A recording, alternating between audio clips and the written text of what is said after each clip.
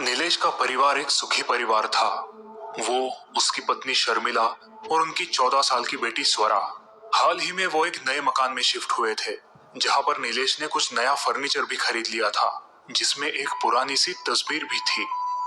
जी हाँ, ये वही तस्वीर है जिसने दादाजी की जान ली थी। नीलेश ने वो तस्वीर स्वरा के बेडरूम में लगाई थी। नीलेश खुद एक आर्टिस्ट था और उसे आर्ट की बड़ी अच्छी समझ थी, लेकिन न जाने क्यों शर्मिला को वो तस्वीर बिल्कुल पसंद नहीं थी। एक रात शर्मिला को स्वरा के बेडरूम से कुछ आवाजें आने लगी।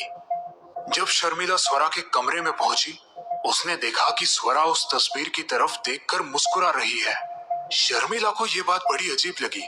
किससे बात कर रही हो स्वरा? नहीं तो मैं कहाँ बात कर रही हूँ। शर्मिला स्वरा के कमरे में से बाहर आई।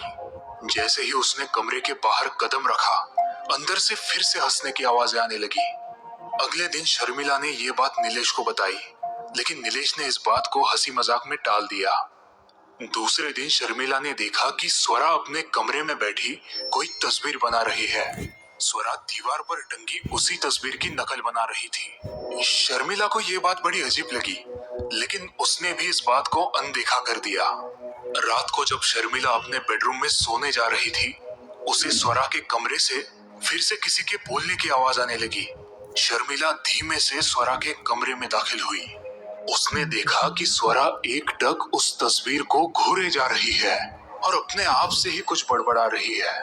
पूर्णिमा, अगली पूर्णिमा, मैं आ रही हूँ, मैं आ रही हूँ।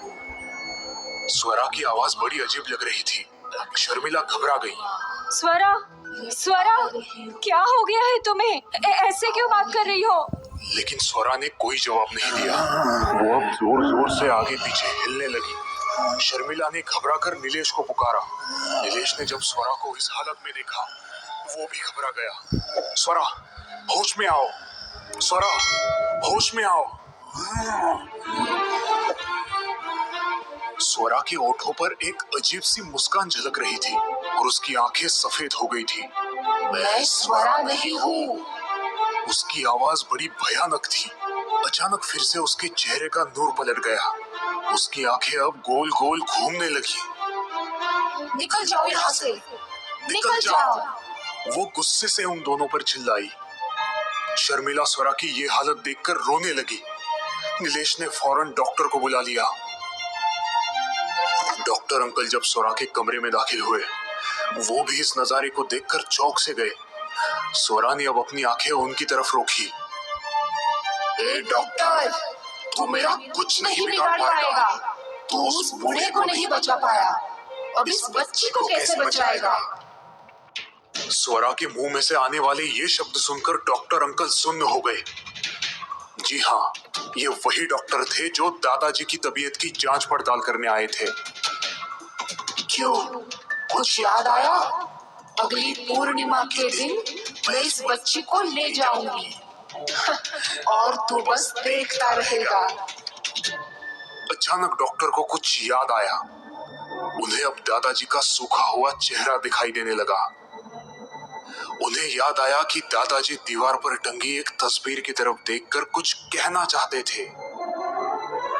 डॉक्टर अंकल की नजर अब दीवार की तरफ गई और उनके पांव मानो जैसे जमीन में जम ही गए। ये तो वही तस्वीर है, वो पुटपुटाए। उन्हें दादाजी के शब्द याद आने लगे। पूर्णिमा, अगली पूर्णिमा। दादाजी की मौत पूर्णिमा के दिन ही हुई थी। ये तस्वीर यहाँ पर कैसे आई? जी, मैंने वो कबाड़ खाने से खरीदी थी। क्यों, क्या हुआ डॉक्टर साहब? डॉक्टर को अब सारी बात समझ आ गई। तभी स्वरा डॉक्टर को घूरते हुए बोली, तू ठीक समझा। मैंने ही उस बूढ़े की जान ली थी और अब इस लड़की की बारी है। डॉक्टर के माथे पर पसीना जमा होने लगा। वे कांपते हुए उस कमरे से बाहर आए। उन्होंने दादाजी की पूरी हकीकत नीलेश और शर्मिला को बताई। मुझे लगता है कि आपको उस तस्वीर को वहां से हटा देना चाहिए, या फिर बेहतर है कि आप उसे जला ही दे। लेकिन आपको ये काम पूर्णिमा के दिन ही करना होगा। इतना कहकर डॉक्टर अंकल वहां से निकल गए। आखिर पूर्णिमा की वो भयानक रात आ ही गई। नीलेश और शर्मिला दोनों ही स्वरा के कमरे में आए। स्वरा अपने बेड पर सो रही थी। नीलेश ने स्वरा के हाथ पैर रस्सी से बांध दिए और दीवार पर टंगी तस्वीर निकालने के लिए वो आगे बढ़ा। लेकिन तभी स्वरा ने अपनी आंखें खोली और वो पागलों की तरह झटपटाने लगी। मैं तुम्हें जिंदा नहीं छोड़ूंगी, मार डालूंगी, मार डालूंगी। वो जोरों से चिल्लाने लगी। कमरे का माहौल एकदम से बदल गया। भूकंप के झटके की तरह पूरा कमरा कांपने लगा। स्वरा का चेहरा पूरी तरह बदल चुका था।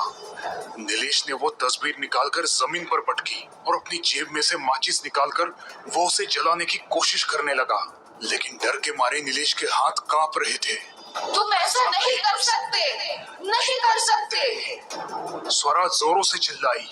वो अपने आप पलंग से ऊपर उठकर हवा में तैरने लगी। जल्दी करो नीलेश, जल्दी करो, उस तस्वीर को जला दो। छोड़ो मुझे, मैं तुझे नहीं छोड़ूंगी। स्वरा उन्हें छोड़ दो। मुझे मारना चाहते हो? छोड़ो उन्हें, वो तुम्हारे पापा हैं। स्वरा नीलेश का गला दबाने लगी। ये क्या कर रही हो स्वरा?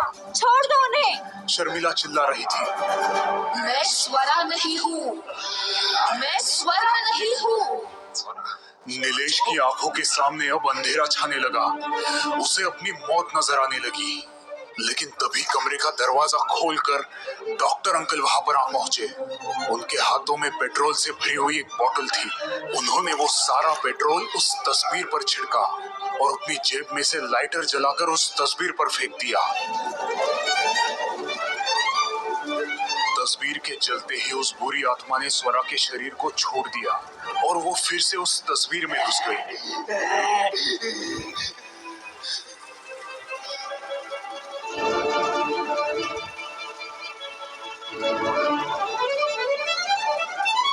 आखिरकार वो तस्वीर जल के राख हो गई और उसी के साथ वो दुष्ट आत्मा भी हमेशा हमेशा के लिए मुक्त हो गई।